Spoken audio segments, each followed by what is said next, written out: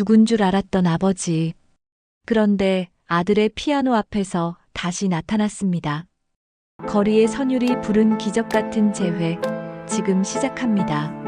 시청하기 전에 구독과 좋아요 눌러주시면 더 많은 이야기로 보답드리겠습니다. 새벽 5시 알람이 울리기도 전에 장서준의 눈이 떠집니다. 29살 고시생 생활도 벌써 7년째입니다. 좁은 고시원 방 안에는 법전들이 산처럼 쌓여 있고 형광등 불빛 아래 책상은 온통 밑줄과 포스트잇으로 뒤덮여 있습니다.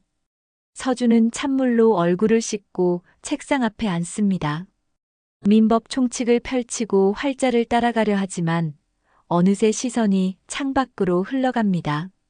신림동 고시촌의 이른 아침은 여전히 조용합니다. 간간히 들려오는 새소리와 함께 서준의 마음속에는 어김없이 피아노 선율이 떠오릅니다. 따라라 따라라 랄랄라랄. 어린 시절부터 귀에 익은 그 선율은 법조문보다도 선명하게 머릿속을 맴돕니다. 서준은 고개를 흔들며 다시 책에 집중하려 합니다. 하지만 글자들은 춤을 추듯 흔들리고 집중력은 점점 흩어져 갑니다. 손가락은 무의식 중에 책상 위에서 피아노 건반을 누르듯 움직이고 있습니다. 이래서는 안 되는데. 서준은 중얼거리며 연필을 내려놓습니다. 벽시계는 어느새 오전 10시를 가리키고 있습니다. 5시간 동안 앉아 있었지만 머리에 남은 건 피아노 선율뿐입니다. 옆방에서 들려오는 다른 고시생의 책장 넘기는 소리가 서준의 마음을 더욱 조급하게 만듭니다. 창밖을 내다보니 같은 고시원에 사는 동기들이 하나둘 밖으로 나가는 모습이 보입니다. 모두들 도서관이나 독서실로 향하는 발걸음입니다. 서준도 가방을 챙겨 방을 나섭니다. 복도에서 만난 룸메이트가 인사를 건넵니다. 서준아, 오늘도 화이팅. 네, 형도 화이팅 하세요. 하지만 서준의 대답은 힘이 없습니다. 마치 녹음기가 자동으로 재생되는 것처럼 기계적인 인사말이었습니다. 점심시간이 되자 서준은 어머니 윤정이가 운영하는 작은 카페로 향합니다. 정인의 카페라는 소박한 간판이 걸린 이곳은 동네 사람들의 사랑방 같은 곳입니다. 문을 열고 들어서니 커피 향과 함께 익숙한 온기가 서준을 감쌉니다. 서준아, 왔구나. 밥 먹었니? 정인은 앞치마를 두른 채로 서준을 반기는 모습에서 세월의 무게가 느껴집니다. 서준이 어렸을 때부터 혼자서 이 카페를 운영하며 아들을 키워온 강인함이 그녀의 눈빛에 서려 있습니다. 손님들 사이를 바쁘게 오가면서도 서준만큼은 늘 특별히 챙기는 정의의 모습에서 모성애가 묻어납니다. 카페 한쪽 벽에는 정의가 젊을 때 그린 유화 작품들이 걸려 있습니다. 따뜻한 색조의 풍경화들 사이로 햇살이 스며들어 공간을 더욱 포근하게 만듭니다. 작품들을 자세히 보면 정의의 섬세한 붓터치와 색감에 대한 뛰어난 감각을 느낄 수 있습니다. 그녀 역시 한때는 꿈을 품고 살았던 예술가였던 것입니다. 그리고 카페 구석에는 오래된 업라이트 피아노 한 대가 자리하고 있습니다. 세월의 흔적이 고스란히 남은 그 피아노는 카페의 다른 가구들과는 달리 묘한 존재감을 발산합니다. 건반 덮개는 항상 닫혀 있고 위에는 정의가 키우는 작은 화분들이 놓여 있습니다. 그 피아노를 볼 때마다 서준의 가슴은 묘하게 뛰곤 합니다. 어린 시절 정의는 그 피아노 앞에서 서준에게 이런 말을 하곤 했습니다. 이건 내 아버지가 늘 치던 곡이야. 너도 언젠가 알게 될 거야. 그때 정의의 목소리에는 그리움과 슬픔이 동시에 배어 있었습니다. 하지만 정의는 아버지에 대해 더 이상 많은 이야기를 해주지 않았습니다. 서준이 알고 있는 것은 아버지가 서준이 어렸을 때 세상을 떠났다는 것뿐입니다. 그래서 그 피아노는 서준에게 아버지의 유일한 흔적이자 동시에 가장 큰 수수께끼였습니다. 서준은 카페 구석 테이블에 앉아 정희가 내어준 따뜻한 커피를 마십니다. 오늘따라 유독 피아노가 눈에 들어옵니다. 문득 어린 시절 기억이 되살아납니다. 서준이 5살 때 한 번은 몰래 피아노 건반을 눌러본 적이 있었습니다. 어설픈 손가락으로 아무렇게나 건드린 것뿐인데 정희는 그 소리를 듣고 깜짝 놀라며 달려왔습니다. 서준아, 피아노는 함부로 만지는 게 아니야. 그때 정희의 표정에는 놀라움과 함께 묘한 감정이 섞여 있었습니다. 마치 오래전 잃어버린 보물을 다시 발견한 듯한 표정이었습니다. 어머니, 저 다시 공부하러 가볼게요. 서준은 정희가 정성스럽게 준비해준 김밥을 먹고 일어섭니다. 정희는 아들의 지친 모습을 바라보며 안쓰러운 표정을 짓습니다. 어머니로서 아들의 꿈을 응원하고 싶지만 동시에 너무 힘들어하는 모습이 마음 아픕니다. 서준아, 너무 무리하지 마라. 가끔은 쉬어도 된단다. 괜찮습니다. 이번 시험만 더 준비하면. 서준의 말이 끝나기도 전에 정희는 고개를 끄덕입니다. 이미 수없이 나눈 대화였습니다. 하지만 정희의 마음 한편에는 늘 걱정이 자리하고 있습니다. 아들이 정말 원하는 것이 무엇인지, 과연 지금 가고 있는 길이 맞는 길인지 확신이 서지 않기 때문입니다. 서준은 고시원으로 돌아가는 길에 다시 한번 그 피아노 선율을 떠올립니다. 아버지가 치던 곡이라는 그 선율은 도대체 무엇일까요? 그리고 아버지는 어떤 사람이었을까요? 정희가 말해주지 않는 그 많은 이야기들이 궁금합니다. 저녁이 되어서도 서준의 마음은 여전히 불안했습니다. 책을 읽어도 집중이 되지 않고 문제를 풀어도 머릿속은 온통 음표들로 가득했습니다. 이런 자신이 답답하고 한심스러웠지만 어쩔 수가 없었습니다. 손가락은 저절로 책상 위에서 가상의 피아노를 연주하고 있었고 마음속에서는 들어본 적 없는 멜로디가 계속해서 흘러나왔습니다. 밤이 깊어갈수록 서준의 마음은 더욱 무거워졌습니다. 7년째 계속되는 이 생활이 언제까지 이어질지, 과연 자신이 원하는 길이 맞는지 확신이 서지 않았습니다.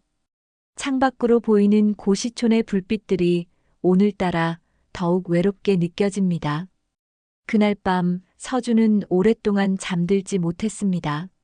마음속에서 울려 퍼지는 피아노 선율 때문이었습니다. 며칠이 지났지만 서준의 상황은 나아지지 않았습니다. 오히려 더 심해졌습니다. 책상에 앉아 있는 시간은 늘어났지만 실제로 공부에 집중하는 시간은 점점 줄어들었습니다.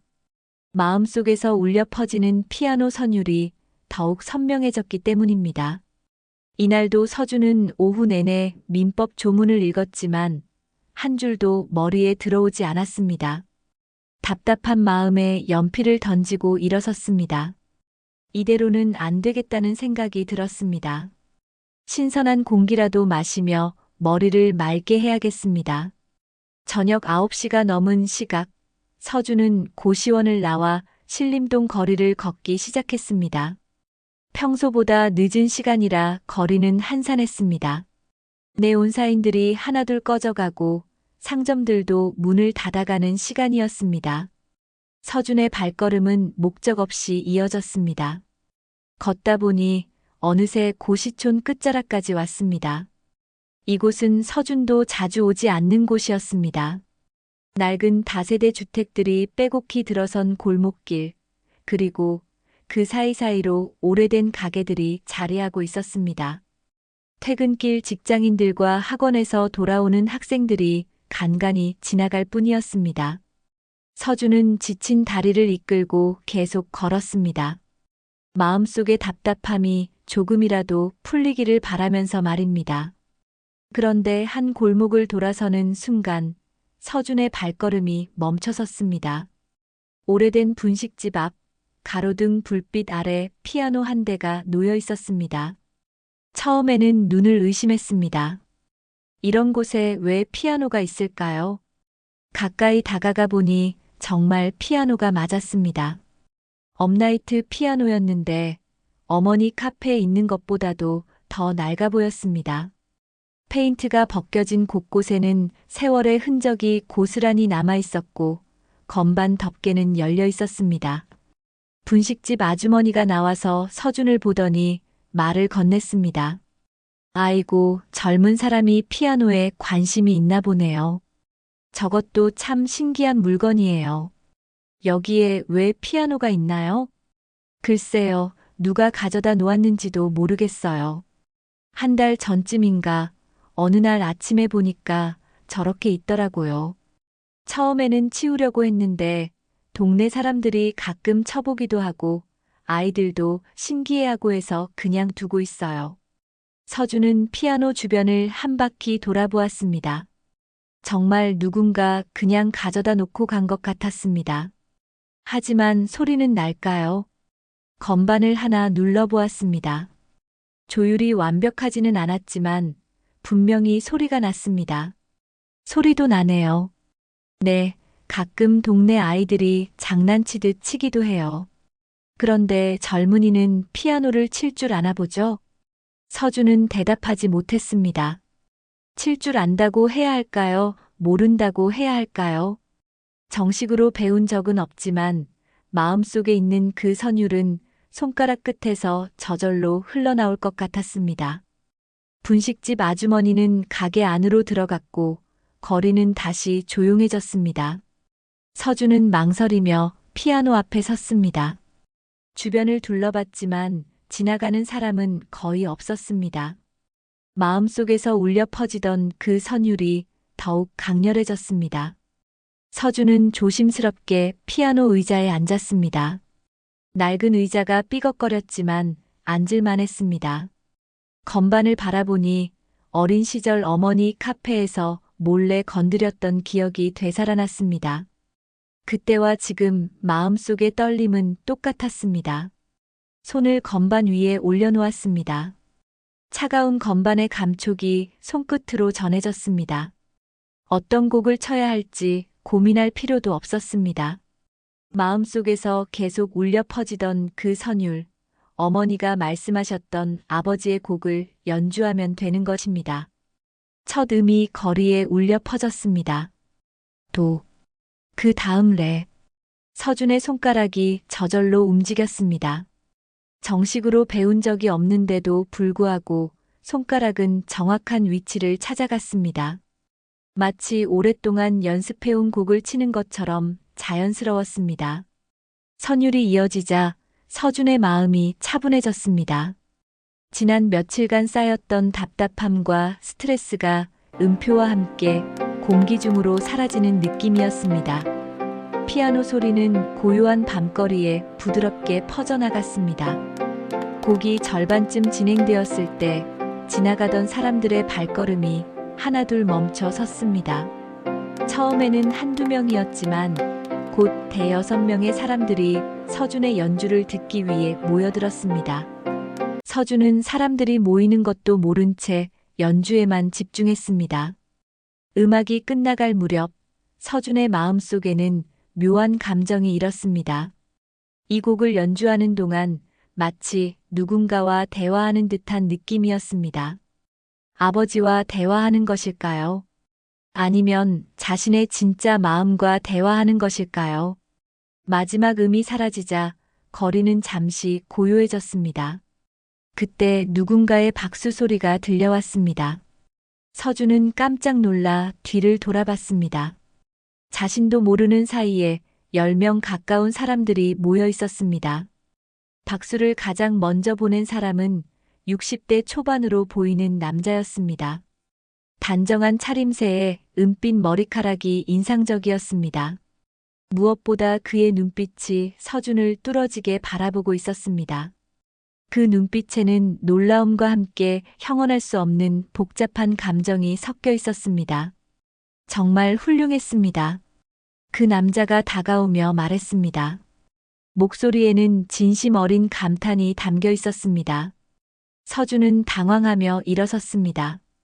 갑작스럽게 사람들이 모인 것도 놀라웠지만 무엇보다 그 남자의 시선이 부담스러웠습니다. 방금 곡 어디서 배우셨습니까? 남자의 질문에 서준은 망설였습니다. 어떻게 대답해야 할까요? 정식으로 배운 적도 없고 그저 마음속에 있던 선율을 연주했을 뿐인데 말입니다. 어머니가 늘 들려주시던 곡입니다. 아버지가 젊을 때 자주 치셨다고 하더군요. 서준의 대답을 들은 남자의 표정이 순간 일그러졌습니다. 무언가 큰 충격을 받은 듯 했습니다. 하지만 곧 애써 미소를 지으며 말했습니다. 그렇군요. 정말 아름다운 연주였습니다. 그 순간 서준과 남자의 시선이 공중에서 맞닿았습니다. 처음 보는 사람인데도 왠지 낯설지 않은 느낌이었습니다. 서준은 당황한 마음에 피아노 의자에서 일어나려 했습니다. 갑작스럽게 모인 사람들과 그들의 시선이 부담스러웠습니다. 특히 가장 먼저 박수를 보내준 그 남자의 눈빛이 너무나 강렬했습니다. 마치 오래전부터 서준을 알고 있었던 것처럼 말입니다. 잠깐만요. 남자가 서준이 자리를 뜨려는 것을 막으며 다가왔습니다. 다른 구경꾼들은 하나둘 흩어져 갔지만 그 남자만큼은 서준 곁을 떠나지 않았습니다.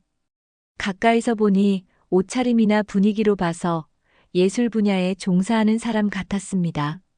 죄송합니다만 방금 연주하신 곡의 제목을 알 수 있을까요? 서준은 고개를 저었습니다. 사실 곡의 제목도 모르고 연주한 것이었습니다. 어머니로부터 들은 것은 단지 아버지가 자주 치던 곡이라는 것뿐이었습니다. 제목은 잘 모르겠습니다. 그냥 어릴 때부터 어머니가 가끔 흥얼거리시던 선율이어서요. 남자의 눈빛이 더욱 깊어졌습니다. 무언가 확신하는 듯한 표정이었지만 동시에 조심스러워하는 기색도 보였습니다. 서준은 그런 남자의 모습이 신기했습니다. 혹시 실례가 아니라면 어머님은 어떤 분이신지 여쭤봐도 될까요? 네. 어머니는 이 근처에서 작은 카페를 운영하십니다. 윤정이라고 하시는데요. 남자의 얼굴이 순간 하얗게 변했습니다. 마치 벼락을 맞은 듯한 표정이었습니다. 입술이 파르르 떨렸고 한동안 말을 잇지 못했습니다. 서준은 그런 남자의 반응이 이상했지만 왜 그런지는 알 수 없었습니다. 윤정이, 정인의 카페. 남자가 중얼거리듯 말했습니다. 그 목소리에는 그리움과 후회가 뒤섞인 복잡한 감정이 담겨 있었습니다. 서준은 점점 더 궁금해졌습니다. 이 사람이 어머니를 아는 것일까요? 혹시 저희 어머니를 아시나요? 서준의 질문에 남자는 잠시 망설였습니다. 무언가 말하고 싶어 하는 듯 했지만 쉽게 입을 열지 못했습니다. 그러다가 결국 애써 미소를 지으며 고개를 저었습니다. 아니요, 그냥 이 동네에 그런 카페가 있다는 얘기를 들어본 것 같아서요. 하지만 서준은 그 대답이 진실이 아니라는 것을 느낄 수 있었습니다. 남자의 표정과 목소리에서 뭔가 숨기고 있다는 느낌이 강하게 들었습니다. 남자는 주머니에서 명함을 꺼내 서준에게 건넸습니다. 명함에는 장민호 하모니 기획대표라고 적혀 있었습니다. 작은 음악 기획사라고 소개가 되어 있었습니다. 저는 장민호라고 합니다. 작은 음악 기획사를 운영하고 있어요. 젊은 음악인들을 발굴하고 공연을 기획하는 일을 하죠. 서준은 명함을 받아들며 고개를 숙였습니다. 그런데 문득 이상한 생각이 들었습니다. 성이 똑같다는 것이었습니다. 장민호, 장서준. 하지만 흔한 성이니까 우연의 일치일 것입니다. 그런데 정말 놀랐습니다. 정식으로 음악을 배우지 않으셨다고 했는데 연주 실력이 상당하시더군요. 감정 표현도 뛰어나고 터치도 자연스럽고요. 민호의 칭찬에 서준은 얼굴이 빨개졌습니다. 지금까지 자신의 음악적 재능에 대해 제대로 된 평가를 들어본 적이 없었기 때문입니다. 과찬입니다. 저는 그냥, 아니에요. 정말 뛰어난 재능을 가지고 계십니다. 혹시 음악 쪽으로 진로를 생각해 보신 적은 없나요? 서준은 잠시 망설였습니다. 사실 마음속으로는 늘 음악에 대한 꿈을 품고 있었습니다. 하지만 현실적으로 생각해 보면 불가능한 일이었습니다. 나이도 이미 29이고 경제적인 여건도 넉넉하지 않았습니다. 저는 현재 고시 준비를 하고 있습니다. 음악은 그저 취미 정도로만. 민호의 표정이 아쉬워 보였습니다. 하지만 강요하지는 않았습니다. 대신 다른 제안을 했습니다. 그렇다면 가끔 시간이 날 때 저희 기획사에 놀러 오시면 어떨까요? 다른 음악인들과 교류도 하고 연주도 해보시고요. 부담 없이 취미 활동 차원에서 말입니다. 서준은 마음이 흔들렸습니다. 정말 매력적인 제안이었습니다. 하지만 지금은 고시에만 집중해야 하는 시기였습니다. 어머니의 기대도 있고 지금까지 투자한 시간도 아까웠습니다. 감사한 말씀이지만, 지금 당장 결정하실 필요는 없습니다. 명함 가지고 계시다가 마음이 바뀌면 언제든 연락하세요. 민호는 서준을 재촉하지 않았습니다. 오히려 여유 있는 모습이었습니다. 하지만 그의 눈빛에는 간절함이 서려 있었습니다. 그런데 혹시 내일 저녁에 시간이 되시면 저희 기획사에서 열리는 작은 연주회에 와보시면 어떨까요? 구경만 하셔도 되고 원하시면 연주에 참여하셔도 되고요. 서준은 고민에 빠졌습니다. 가고 싶은 마음은 간절했지만 공부에 방해가 될 것 같기도 했습니다. 그런 서준의 마음을 알아차린 듯 민호가 말했습니다. 억지로 오시라는 것은 아닙니다. 다만 젊은 시절은 한 번뿐이니까 가끔은 다른 경험도 해보시는 것이 좋을 것 같아서요. 그 말이 서준의 마음을 건드렸습니다. 정말 지금까지 너무 한 가지만 보고 살아온 것은 아닐까요? 어쩌면 다른 가능성도 있을지 모릅니다. 한번 구경은 해보고 싶습니다. 그럼 내일 저녁 7시에 이 주소로 오시면 됩니다. 민호는 명함 뒤편에 주소를 적어주었습니다. 그리고 잠시 망설이다가 말했습니다. 그리고 혹시 괜찮으시다면 어머님께도 안부 전해드리고 싶은데요. 오래전부터 정인의 카페 이야기를 들어왔거든요. 서준은 고개를 끄덕였습니다. 민호의 표정에서 뭔가 숨기고 있다는 느낌은 여전했지만 나쁜 사람은 아닌 것 같았습니다. 네, 어머니께 말씀드려 보겠습니다. 두 사람이 헤어진 후 서준은 혼자 남겨진 피아노를 다시 바라봤습니다. 오늘 밤의 일이 꿈만 같았습니다. 우연히 발견한 피아노, 그리고 뜻밖의 만남. 민호라는 사람이 자신에게 새로운 세계의 문을 열어준 것 같았습니다. 서준은 명함을 소중히 주머니에 넣고 고시원으로 돌아갔습니다. 이상하게도 마음이 한결 가벼워진 느낌이었습니다. 오랫동안 답답했던 마음이 피아노 연주를 통해 어느 정도 해소된 것 같았습니다. 그날 밤 서준은 오랜만에 깊이 잠들 수 있었습니다. 꿈속에서도 피아노 선율이 계속 흘러나왔지만 이번에는 괴롭지 않았습니다. 오히려 따뜻하고 포근한 선율이었습니다. 다음 날 오후 서준은 어머니의 카페를 찾았습니다. 어젯밤 만난 장민호라는 사람에 대해 어머니께 말씀드리고 싶었습니다.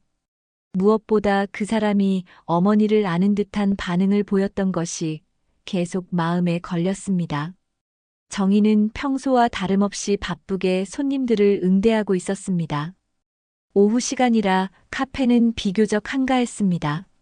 서준은 구석자리에 앉아 어머니가 일을 마무리할 때까지 기다렸습니다. 서준아, 오늘은 일찍 왔네. 정희가 서준에게 따뜻한 차를 가져다 주며 말했습니다. 서준은 잠시 망설이다가 입을 열었습니다. 어머니, 어제 신기한 일이 있었어요. 무슨 일인데? 서준은 어젯밤 거리의 피아노에서 연주했던 일과 장민호를 만났던 이야기를 차근차근 들려주었습니다. 정희는 처음에는 관심 있게 듣고 있었는데 장민호라는 이름이 나오는 순간 얼굴이 급격히 굳어졌습니다. 장민호라고?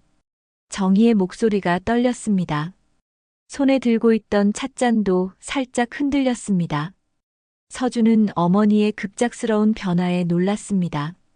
네, 음악 기획사를 운영한다고 하더군요. 어머니를 아시는 것 같던데. 그 사람, 어떻게 생겼다고 했니? 정희의 질문에 서준은 민호의 외모를 자세히 설명했습니다. 60대 초반의 나이, 은빛 머리카락, 단정한 차림새. 그리고 무엇보다 인상 깊었던 그의 눈빛에 대해서도 이야기했습니다. 정희는 점점 더 창백해졌습니다. 마치 오래전 기억이 되살아나는 듯 했습니다. 서준은 어머니의 반응이 심상치 않다는 것을 느꼈습니다. 어머니, 그분을 아세요? 정희는 한동안 대답하지 못했습니다. 눈가가 촉촉해지더니 결국 눈물이 한 방울 떨어졌습니다. 서준은 당황했습니다. 어머니가 이렇게 우는 모습을 본 것은 정말 오랜만이었습니다. 어머니, 왜 그러세요? 서준아. 정희가 떨리는 목소리로 말을 시작했습니다. 하지만 쉽게 말을 이어가지 못했습니다. 무언가 큰 비밀을 털어놓아야 하는 상황이었지만 어디서부터 시작해야 할지 모르겠다는 표정이었습니다. 그때 카페 문이 열리는 소리가 났습니다. 서준과 정희가 동시에 고개를 돌렸는데 문 앞에 어젯밤 만났던 장민호가 서 있었습니다. 정희는 숨이 멎는 듯한 표정을 지었습니다. 정희야. 민호가 조심스럽게 정희의 이름을 불렀습니다. 그 목소리에는 오랜 그리움과 죄책감이 뒤섞여 있었습니다. 정희는 자리에서 일어나지도 못한 채 민호를 바라봤습니다. 당신, 이제 와서 왜 나타난 거죠? 정희의 목소리는 차갑게 식어 있었습니다. 하지만 그 차가움 뒤에는 깊은 상처와 원망이 숨어 있었습니다. 민호는 천천히 카페 안으로 들어왔습니다. 벽에 걸린 정희의 그림들과 구석에 놓인 낡은 피아노를 보며 감회에 젖은 표정을 지었습니다. 특히 피아노를 볼 때는 눈시울이 붉어졌습니다. 정희야, 서준이를 봤어. 너무나 잘 자랐더구나. 지금 와서 무슨 자격으로 그런 말을 하는 거야? 정희가 목소리를 높였습니다. 서준은 두 사람의 대화가 심상치 않다는 것을 느꼈습니다. 무언가 깊은 사연이 있는 것 같았습니다. 어머니, 이분이 누구세요? 서준의 질문에 정희와 민호는 동시에 입을 다물었습니다. 둘 다 어떻게 설명해야 할지 난감한 표정이었습니다. 결국 민호가 먼저 입을 열었습니다. 서준아, 나는 너의. 그만해요. 정희가 민호의 말을 막았습니다. 하지만 서준은 이미 어느 정도 눈치를 챈 상태였습니다.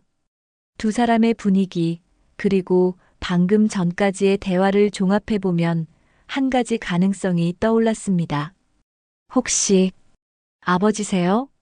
서준의 질문에 카페 안은 정적에 휩싸였습니다. 민호는 고개를 숙였고 정희는 눈물을 흘렸습니다. 그것으로 충분한 대답이었습니다. 그럼 지금까지 왜 한 번도 찾아오지 않으셨습니까? 서준의 목소리가 떨렸습니다. 29년 동안 죽었다고 알고 있던 아버지가 살아있었다는 충격과 함께 왜 그동안 나타나지 않았는지에 대한 분노가 밀려왔습니다. 민호는 주먹을 꽉 쥔 채 입술을 깨물었습니다. 변명할 수 있는 말들이 많았지만 어느 것도 아들 앞에서 당당하게 할 수 있는 말은 아니었습니다. 서준아, 아빠가 잘못했다. 하지만 아빠요? 서준이 비웃듯 말했습니다. 29년 동안 한 번도 아버지 역할을 하지 않은 사람이 갑자기 나타나서 아빠라고 하는 것이 어이없었습니다. 정희가 나서서 설명하기 시작했습니다. 목소리는 여전히 떨렸지만 이제는 진실을 말할 때가 된 것 같았습니다. 서준아, 너에게 거짓말을 했구나. 아버지는 죽지 않았어. 내가 5살 때 집을 떠났지. 왜요? 왜 떠났다가 이제 와서 나타나는 거죠? 서준의 질문에 민호가 고통스러운 표정으로 대답했습니다. 나는 사업에 실패했다. 빚이 너무 많아서 가족들에게까지 피해가 갈 것 같았어. 그래서 도망친 거군요. 서준의 말에 민호는 할 말을 잃었습니다. 사실이었기 때문입니다. 아무리 이유가 있었다고 해도 결국은 가족을 버리고 도망친 것이었습니다. 가난하다고 해서 떠나셨습니까? 빚 때문에 남아 있었더라면 우리 가족은 함께 버틸 수 있었을 텐데요. 서준의 울부짖음에 정희도 더 이상 참을 수 없었습니다. 당신이 떠나지 않았다면 난 서준이 앞에서 거짓말할 필요도 없었어. 아버지는 죽었다고. 그렇게 속이며 살아올 필요도 없었다고. 정희의 말에 민호는 고개를 푹 숙였습니다. 아내와 아들에게 씻을 수 없는 상처를 준 것이 너무나 후회됐습니다. 미안하다. 정말 미안하다. 하지만 미안하다는 말로는 지난 24년의 공백을 메울 수 없었습니다. 세 사람은 각자의 상처와 아픔을 꺼내놓으며 절규했습니다. 카페 안에는 억눌렸던 감정들이 폭발하듯 터져나왔습니다. 오랫동안 숨겨져 있던 진실이 드러나면서 세 사람의 관계는 더욱 복잡해졌습니다. 카페 안의 정적은 계속 이어졌습니다. 세 사람은 각자의 감정에 휩싸인 채 말을 잇지 못했습니다. 서준은 주먹을 꽉 쥔 채 민호를 노려봤고 정희는 눈물을 닦으며 고개를 돌렸습니다. 민호는 고개를 숙인 채 깊은 한숨만 내쉬고 있었습니다. 오랜 침묵을 깬 것은 서준이었습니다. 억압되어 있던 감정이 한꺼번에 터져나왔습니다. 24년입니다. 24년 동안 어머니 혼자서 저를 키우셨어요. 매일 새벽부터 밤늦게까지 일하시면서 말이에요. 서준의 목소리가 떨렸습니다. 어린 시절 어머니가 얼마나 힘들어했는지를 모두 기억하고 있었습니다. 다른 아이들은 아버지와 함께 공원에 나들이를 갈 때 서준은 혼자서 카페 구석에 앉아 어머니가 일하는 모습만 바라봐야 했습니다. 제가 초등학교 때 어머니가 밤늦게 혼자 울고 계시는 걸 본 적이 있어요. 왜 우시냐고 물어보니까 그냥 피곤해서 그런다고 하시더군요. 그때 저는 정말 철없이 믿었어요. 민호의 어깨가 더욱 구부러졌습니다. 아들의 말 하나하나가 가슴에 비수처럼 꽂혔습니다. 중학교 때는 아버지가 있었으면 좋겠다고 생각한 적도 있었어요. 다른 친구들처럼 아버지와 축구도 하고 싶고 아버지에게 고민도 털어놓고 싶었거든요. 하지만 돌아가신 분을 그리워하는 것도 어머니께 죄송스러워서 혼자만 속으로 그랬어요. 정희가 다시 눈물을 흘렸습니다. 아들이 그런 마음으로 살아왔다는 것을 알고 있었지만 직접 듣게 되니 더욱 마음이 아팠습니다. 민호가 떨리는 목소리로 말을 시작했습니다. 서준아, 아빠가 내가 너희들을 떠난 건 정말 어쩔 수 없는 상황이었다. 사업이 완전히 망하고 빚쟁이들이 집까지 찾아왔어. 너와 엄마까지 위험해질 것 같았거든. 그래서 도망친 거군요. 서준의 차가운 대답에 민호는 할 말을 잃었습니다. 아무리 이유를 설명해도 결국은 도망친 것이 맞았습니다. 도망쳤다고 해도 할 말이 없다. 하지만 나도 나름대로는 너희들을 잊고 살지 않았어. 민호는 주머니에서 낡은 지갑을 꺼냈습니다. 그 안에는 서준이 어릴 때 찍은 사진이 여러 장 들어 있었습니다. 모두 정희가 혼자 찍어서 보내준 것들이었습니다. 너의 초등학교 입학식 사진, 중학교 졸업식 사진. 엄마가 가끔 보내주셨어. 나는 이 사진들을 보면서 매일 너를 생각했다. 하지만 서준은 전혀 감동하지 않았습니다. 오히려 더욱 화가 났습니다. 그럼 더욱 이상하잖아요. 저를 그리워했다면서 왜 찾아오지 않으셨어요? 사진으로만 보면서 아버지 노릇을 했다고 생각하세요? 민호는 대답하지 못했습니다. 사실 여러 번 찾아가고 싶었지만 용기가 없었습니다. 가족을 버리고 떠난 자신이 다시 나타날 자격이 있는지 확신할 수 없었습니다. 정희가 민호를 향해 날카로운 목소리로 말했습니다. 당신은 떠나면서 뭐라고 했는지 기억해요? 몇 년만 참으면 꼭 돌아오겠다고 했잖아요. 그런데 24년이 지났어요. 24년. 정희야, 나도 처음에는 기다렸어요. 정말 몇 년만 기다리면 돌아올 거라고 생각했죠. 하지만 시간이 지날수록 알게 됐어요. 당신은 돌아올 생각이 없다는 걸. 정희의 말에 민호는 고개를 더욱 숙였습니다. 변명할 수 없는 사실이었습니다. 그래서 서준이가 10살 때부터는 아버지가 돌아가셨다고 말했어요. 그게 서준이에게도 나에게도 더 나은 거라고 생각했거든요. 서준이 정희를 향해 말했습니다. 어머니도 저에게 거짓말을 하신 거네요. 아버지가 살아있다는 걸 알고 계시면서. 서준아, 엄마는 저도 알 권리가 있었잖아요. 아버지가 살아있는지 죽었는지 정도는 알 권리가 있었다고요. 세 사람의 목소리가 점점 높아졌습니다. 그동안 억눌러왔던 감정들이 한꺼번에 분출되고 있었습니다. 민호가 결국 진실을 모두 털어놓기 시작했습니다. 나는 피아노를 전공했었다.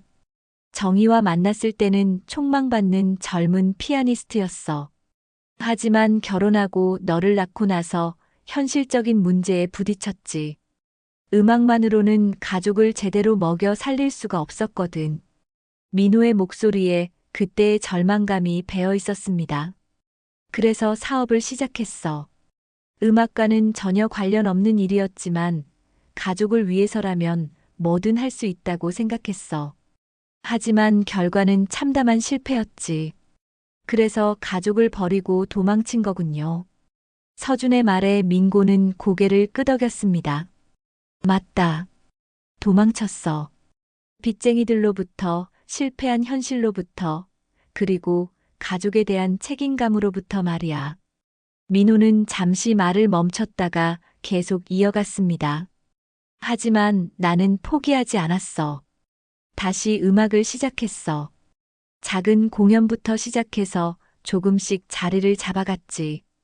그리고 지금은 비록 크지는 않지만 음악 기획사를 운영하고 있어. 그럼 이제는 형편이 나아진 거네요? 서준의 질문에 민호는 고개를 끄덕였습니다. 그렇다. 이제는 너희들을 도울 수 있을 만큼은. 이제 와서? 서준이 비웃었습니다. 24년 동안 어머니 혼자 모든 걸 감당하게 해놓고 이제 와서 도와주겠다고요? 민호는 할 말을 잃었습니다. 서준의 말이 맞았습니다. 너무 늦었습니다. 정희가 흐느끼며 말했습니다. 당신이 그리워서 견딜 수 없을 때도 있었어요. 밤늦게 혼자 피아노 앞에 앉아서 당신이 자주 치던 곡을 생각하곤 했죠. 그런데 지금 이렇게 나타나니까 오히려 화만 나요. 민호는 정희와 서준을 바라보며 말했습니다. 나는 너희들에게 용서받을 자격이 없다는 걸 알고 있어. 하지만 이제라도 아버지로서, 남편으로서 해야 할 일들을 하고 싶어. 하지만 서준과 정희는 민호의 말을 받아주지 않았습니다.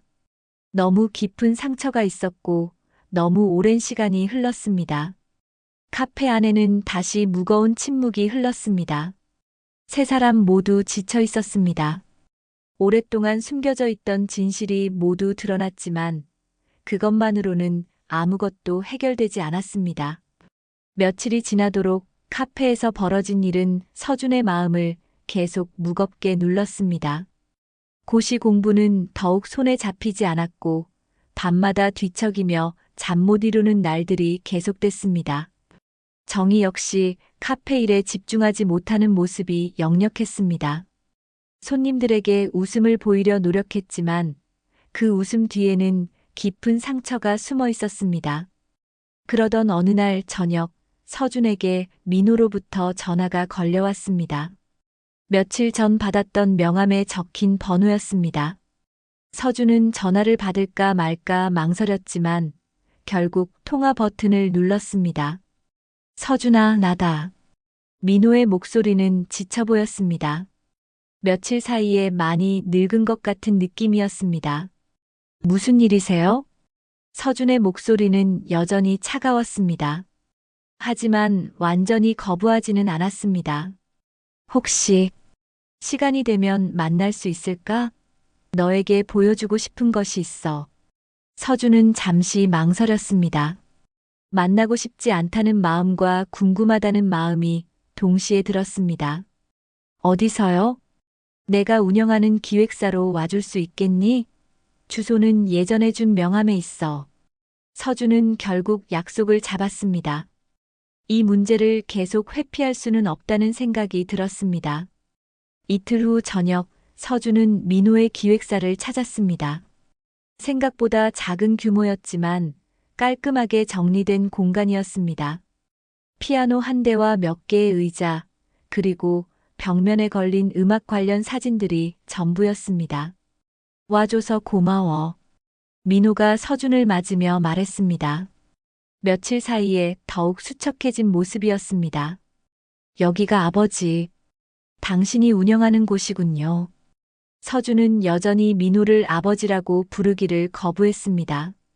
민호는 그런 서준의 마음을 이해한다는 듯 고개를 끄덕였습니다. 그래, 여기서 젊은 음악가들을 발굴하고 공연을 기획하는 일을 하고 있어. 비록 크지는 않지만 나름대로 의미 있는 일이라고 생각해. 서준은 둘러보며 말했습니다. 그래서 저를 부른 이유가 뭔가요? 민호는 피아노 앞으로 걸어가며 말했습니다. 너에게 들려주고 싶은 곡이 있어.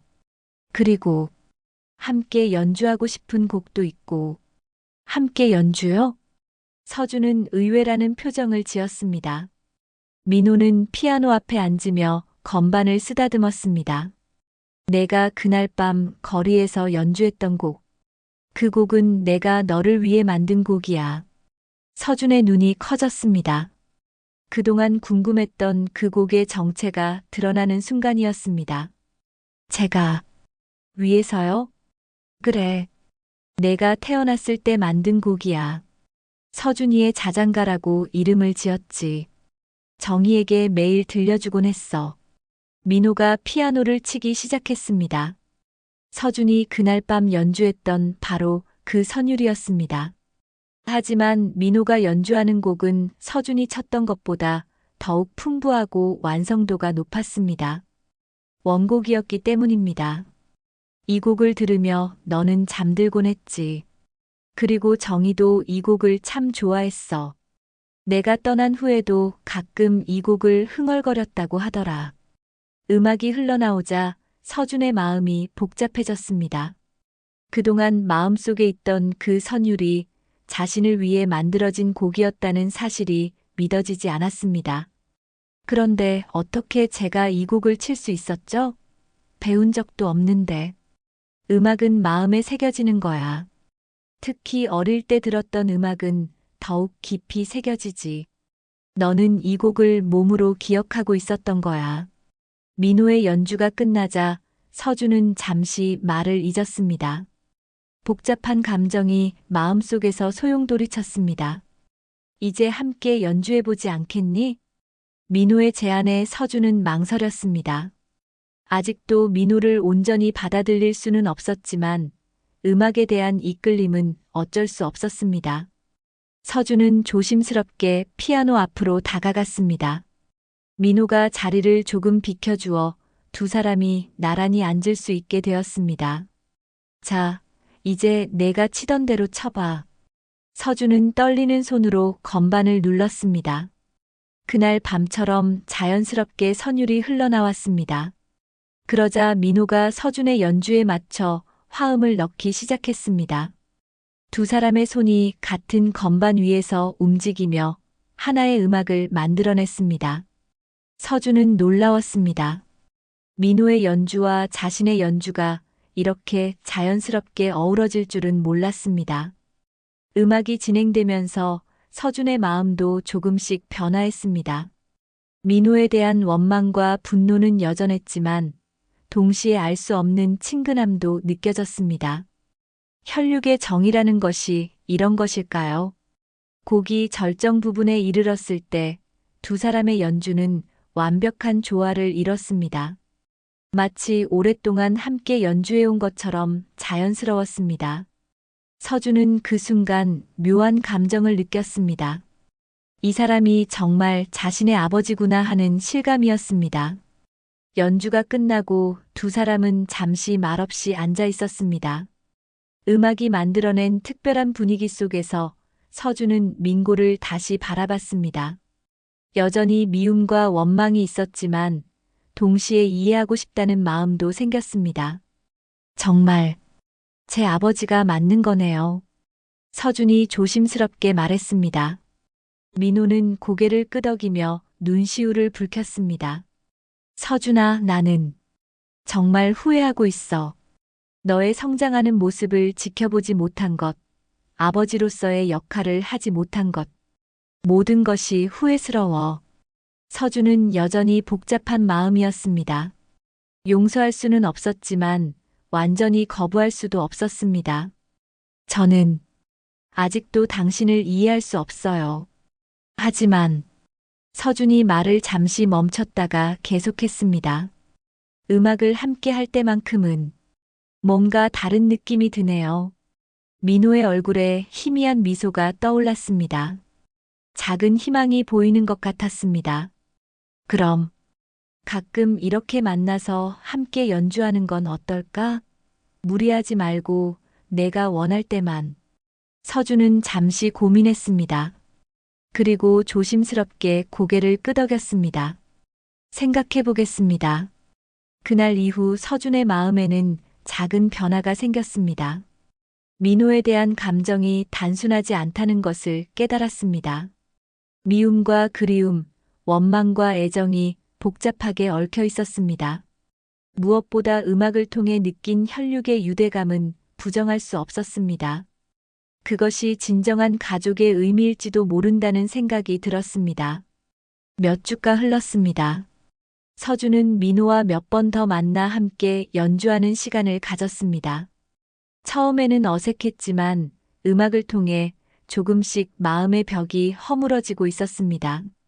하지만 정이만큼은 여전히 민호를 받아들이지 못하고 있었습니다. 어느 날 저녁 서준은 큰 결심을 하고 어머니의 카페를 찾았습니다. 정희는 평소와 다름없이 손님들을 응대하고 있었지만 얼굴에는 여전히 지친 기색이 역력했습니다. 어머니, 잠깐 이야기 좀 할 수 있을까요? 손님들이 모두 떠난 후 서준은 정희와 마주 앉았습니다. 정희는 아들의 진지한 표정을 보며 무슨 일인지 궁금해했습니다. 어머니, 저 고시 공부를 그만두려고 해요. 정희는 깜짝 놀랐습니다. 7년 동안 매달렸던 고시를 갑자기 포기한다니 이해할 수 없었습니다. 서준아, 무슨 소리야? 지금까지 얼마나 열심히 했는데. 네, 저도 알아요. 하지만 이제는 확실히 알 것 같아요. 제가 정말 원하는 게 뭔지 말이에요. 서준은 지난 몇 주 동안 민호와 함께 연주하면서 느꼈던 감정들을 어머니에게 털어놓았습니다. 음악을 할 때 느끼는 행복감, 그리고 진정한 자신을 발견한 것 같은 기분에 대해서 말입니다. 그래서 새로운 길을 찾아보려고 해요. 음악과 법률을 연결하는 일 말이에요. 저작권 변호사나 예술가들의 권익을 보호하는 일을 하고 싶어요. 정희는 혼란스러웠습니다. 아들이 갑자기 인생의 방향을 바꾸려 한다니 받아들이기 어려웠습니다. 그 사람 때문이지? 내 아버지 때문에 갑자기 이런 생각을 하게 된 거지? 서준은 고개를 저었습니다. 아니에요, 어머니. 이건 제 자신의 선택이에요. 어머니, 한 가지 부탁이 있어요. 무슨 부탁인데? 아버지와 함께 어머니 앞에서 연주를 해보고 싶어요. 그리고 우리 세 사람이 진짜 대화를 해봤으면 좋겠어요. 정희는 단호하게 고개를 저었습니다. 안 돼. 난 그 사람을 볼 생각이 없어. 어머니, 이대로는 안 될 것 같아요. 우리 모두 상처받은 채로 살아갈 순 없잖아요. 서준의 간절한 부탁에 정희는 고민에 빠졌습니다. 아들의 마음을 이해하지 못하는 것은 아니었지만 민호에 대한 상처가 너무 깊었습니다. 며칠 후 서준은 민호에게 자신의 생각을 털어놓았습니다. 고시를 포기하고 새로운 길을 찾겠다는 결심, 그리고 가족이 다시 화해했으면 하는 바람을 말입니다. 정말 고시를 포기하겠다는 거니? 네, 확신해요. 이제는 제가 정말 하고 싶은 일이 뭔지 알 것 같아요. 민호는 복잡한 표정을 지었습니다. 아들이 음악 쪽으로 관심을 보이는 것은 기뻤지만 동시에 걱정도 됐습니다. 쉽지 않을 거야. 예술가의 길은 늘 불확실하거든. 알고 있어요. 하지만 해보고 싶어요. 그리고 아버지가 도와주시면 더 잘할 수 있을 것 같고요. 민호의 눈시울이 붉어졌습니다. 아들이 처음으로 자신을 아버지라고 불러준 순간이었습니다. 서준아, 어머니를 설득해 주세요.